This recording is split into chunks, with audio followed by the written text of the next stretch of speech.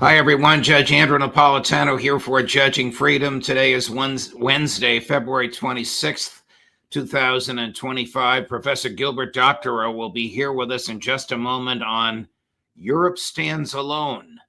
But first, this. Markets are at an all-time high. Euphoria has set in. The economy seems unstoppable, but the last administration has buried us so deep in debt and deficits, it's going to take a lot of digging to get us out of this hole. Are you prepared?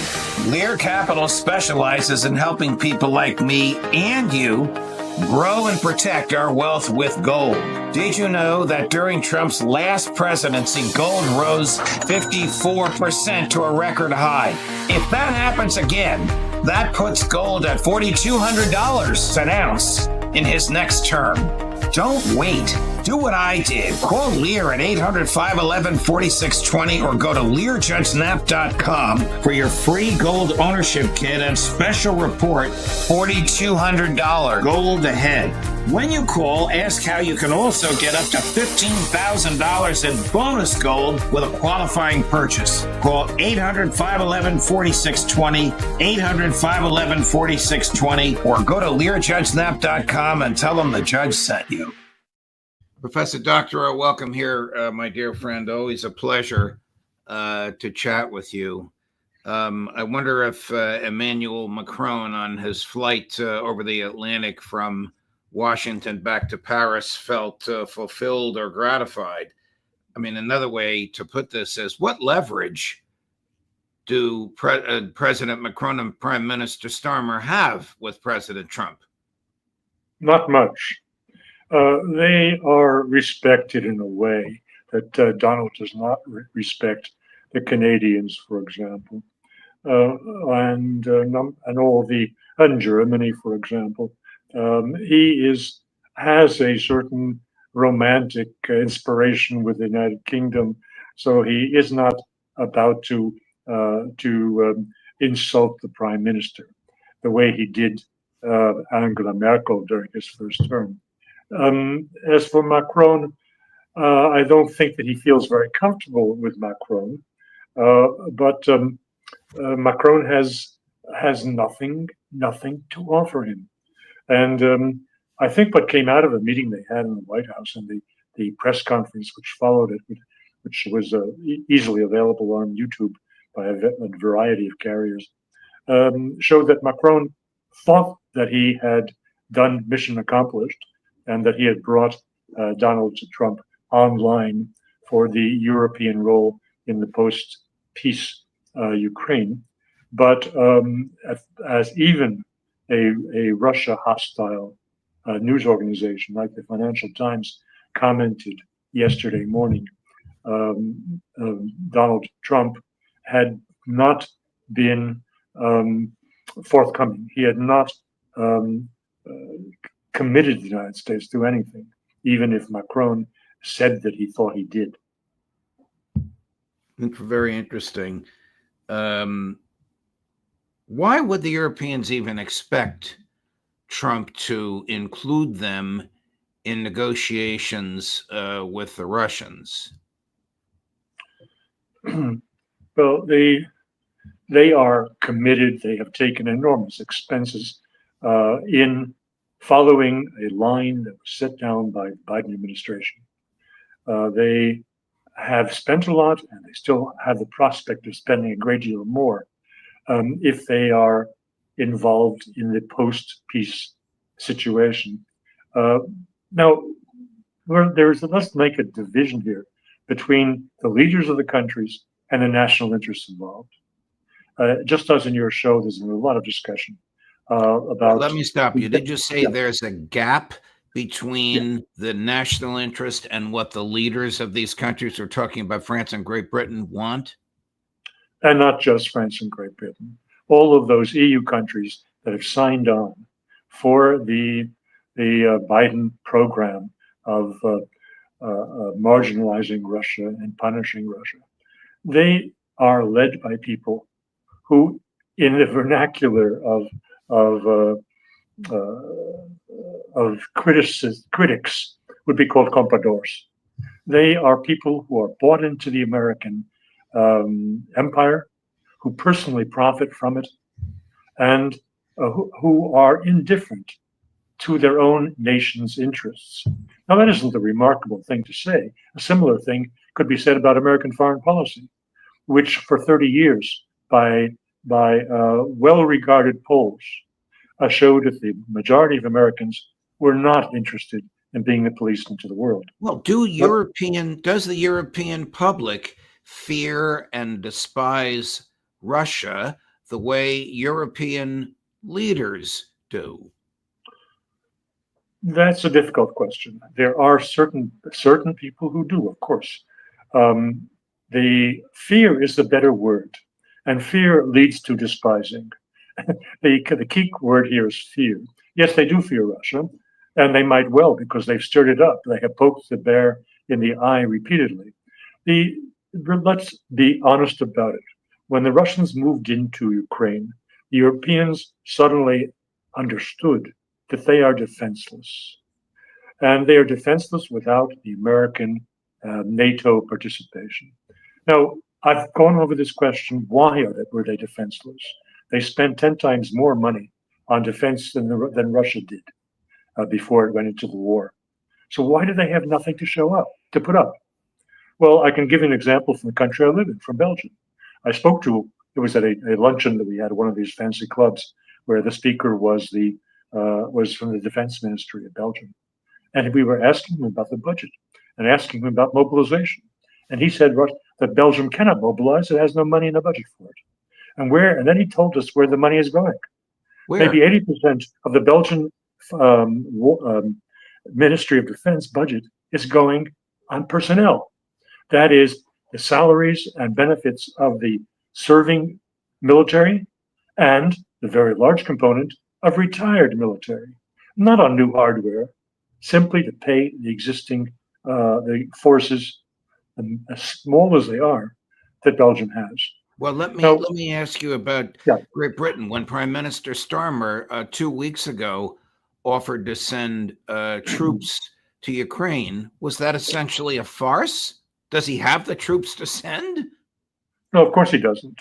As far as I know, the active military force of Britain is something like 50,000 people. I could be wrong, but this way or that. But there's a reason why these were so small, and it's not because these countries were dependent on America for their defense, as Donald Trump has been saying. They haven't paid their fair share. No, they knew what they were doing. The reason why Europe was defenseless was because Europe saw no need for defense. Europe understood that there was no hostile country in their neighborhood. They did not, until they were provoked and pushed by Washington, they did not see Russia as threatening. The United States policy so provoked Russia that it invaded Ukraine. And that was the epiphany moment for Europe, when they saw that they were defenseless. But it's not because they had been stupid before. It's not because they had been cheapskates before. They'd spent a vast amount of money that was wasted. It's because there was no threat until the United States created a threat by forcing its way into Ukraine, by the coup d'etat that triggered a very strong Russian reaction. Do the European leaders, by and large, and we can use as our examples President Macron and Prime Minister Starmer, believe that Russia is worthy of trust with respect to any agreement that it enters into? Or are they like Victoria Nuland and Senator Lindsey Graham, who believe that Russia needs to be rid of Vladimir Putin, can't be trusted, wants to expand to the old Soviet borders, wants to invade Eastern Europe? Well, let's differentiate here. When we speak about Macron, we're speaking about a chameleon. His only interest is holding power, and he will do whatever is opportunistic at the moment. So he has been, for the last 3 years, one of the leading voices condemning Russia, trying to mobilize Europe under his direction to defeat Russia. But as the situation changes, as the United States position becomes crystal clear, and as he finally realizes when he gets home and thinks it over that he didn't persuade Donald Trump of anything, he will he will not be embarrassed to change his direction. He's been changing his direction every 2 days for the last 5 years. So it's not new. Mr. Starmer, I don't think he's so bright. And I don't think he is such an opportunist. He would find it embarrassing to flip-flop the way Macron does quite naturally. What do you think President or Prime Minister Starmer hopes to achieve by his trip or his visit to the White House tomorrow? Apparently, he is going to offer to increase the government's military budget from 2% of GDP to 2.3% of GDP. I don't know what that is in actual numbers. And he's going to invite the president to dinner with the king. Well, that's not going to animate Donald Trump, is it? Well, he wouldn't mind having a dinner with the king. That would animate Donald Trump, but doesn't obligate him to do anything. The numbers, as far as I know, were 12 billion pounds, which, I don't know, must be $15 billion, something like that. This is the increase. But let's come down to Starmer, to be blunt, what does Starmer hope to get from his trip to the White House tomorrow? The Americans backstopping the mission of European peacekeepers in Ukraine. Well, they all know that without the United States logistical support, intelligence support from its satellites, they cannot possibly send troops there who will not be murdered very quickly by the Russian forces. So that is a critical point, and he hopes to bring Donald Trump around to this idea of being the final guarantor. It won't work. Do Prime Minister Starmer and President Macron, I suppose we could throw in, we haven't discussed him yet, Chancellor in waiting Merz, understand the Russians will never accept a foreign peacekeeping force in Ukraine any more than America would accept Chinese troops in Mexico?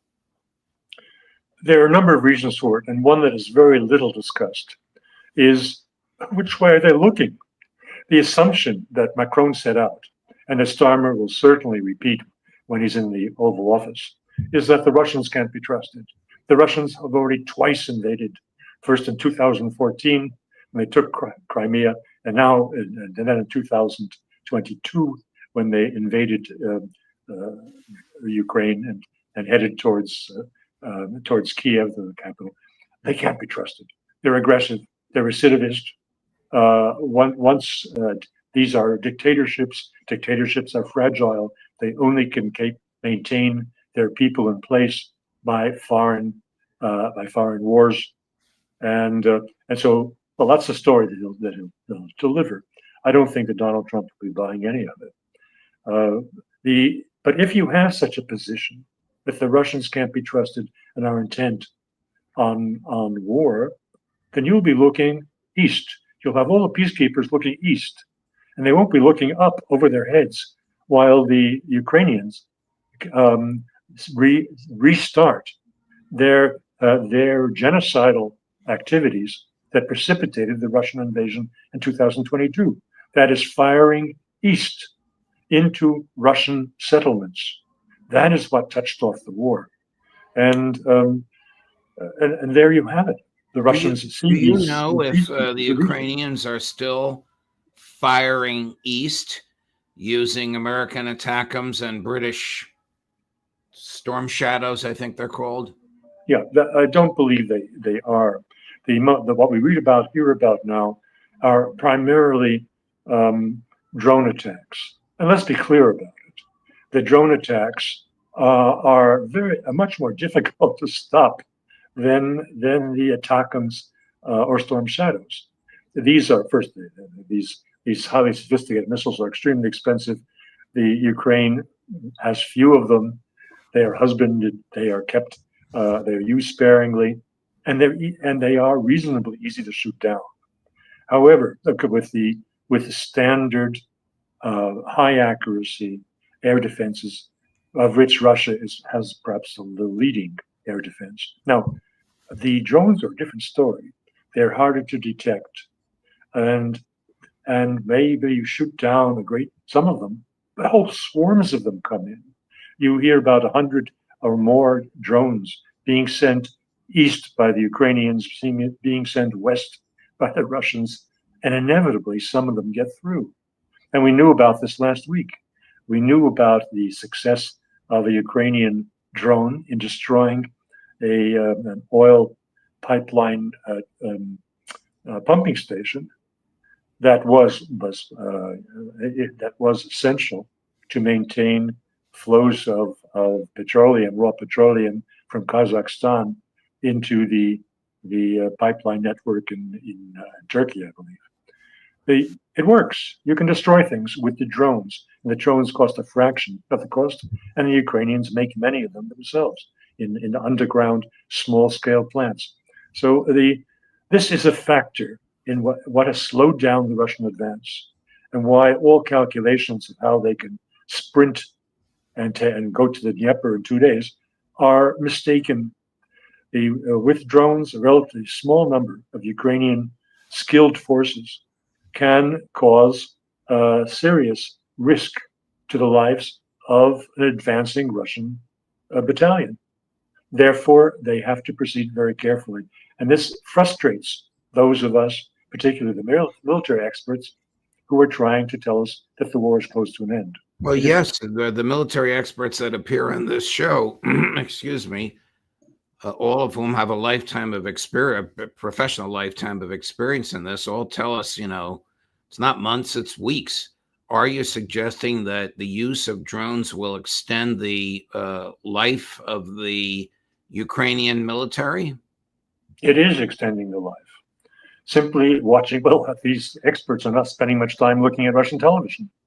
They would see and hear from the soldiers on the ground who are being given the microphone by the Russian war journalists that it's tough slogging. You have to be very careful of the little birdies.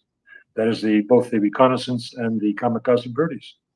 They are deadly, and people, the Russians use them to great advantage. We see on the screen this tank, that personnel carrier, whatever, every day being destroyed by one or another Russian.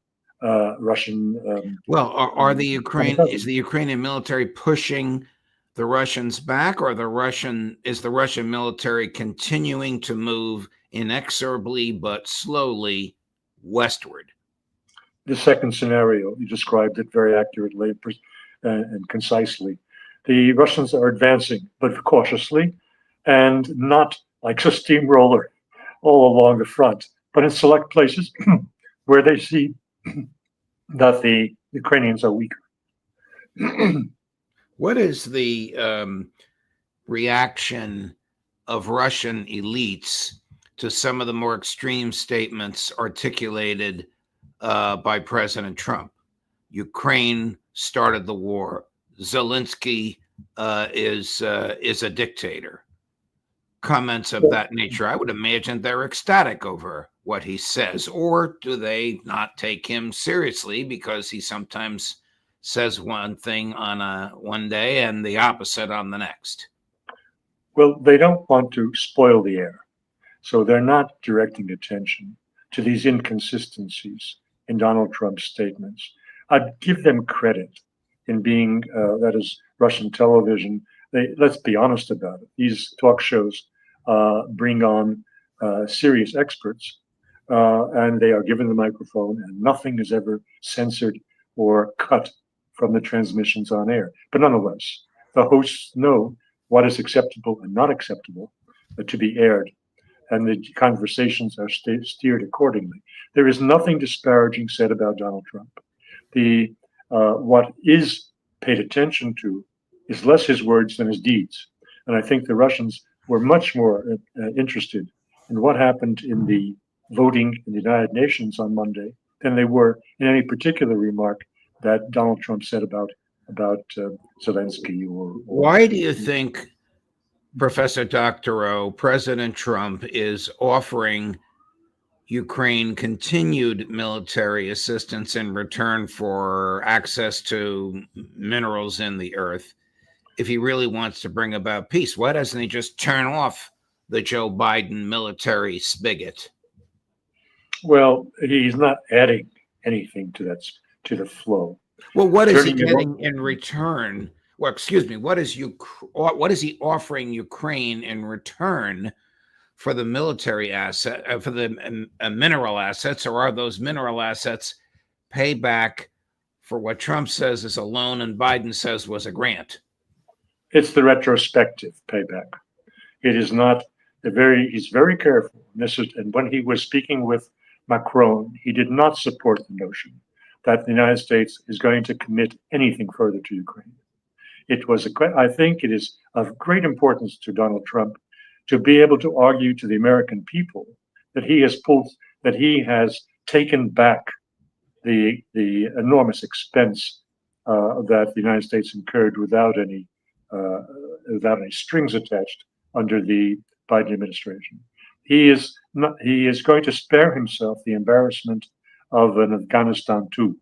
He is stuck with a losing hand in Ukraine, but if he can at least have the external signs of recovery of America's investment in this failed war, he will look good. Where are these minerals for which he's negotiating? Some of our military people tell us that the vast majority of them are in the 4 provinces or oblasts that now controlled by Russia in eastern Ukraine. Again, it'd be better if they paid more attention to what the Russians are saying. The Russians are saying on television that about 30% of these minerals are in the eastern provinces or oblasts that Russia holds. So indeed, in his offer, in Vladimir Putin's offer to Trump a day ago, to make available to the United States its resources in rare earth and other critical elements for modern and future electronics production.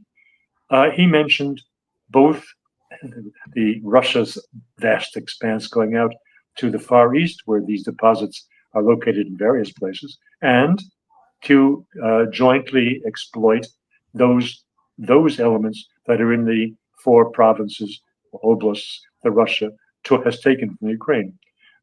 So he also said that Russia's holdings in all of these minerals and metals is, as he said it, an order of magnitude greater than Ukraine's. And that is believable. Right. Very interesting. Dr. Doctorow, thank you very much. As always, it's been a fascinating conversation with you. And as always, we are deeply appreciative. And as always, we look forward to seeing you next week. Thanks so much. Thank you.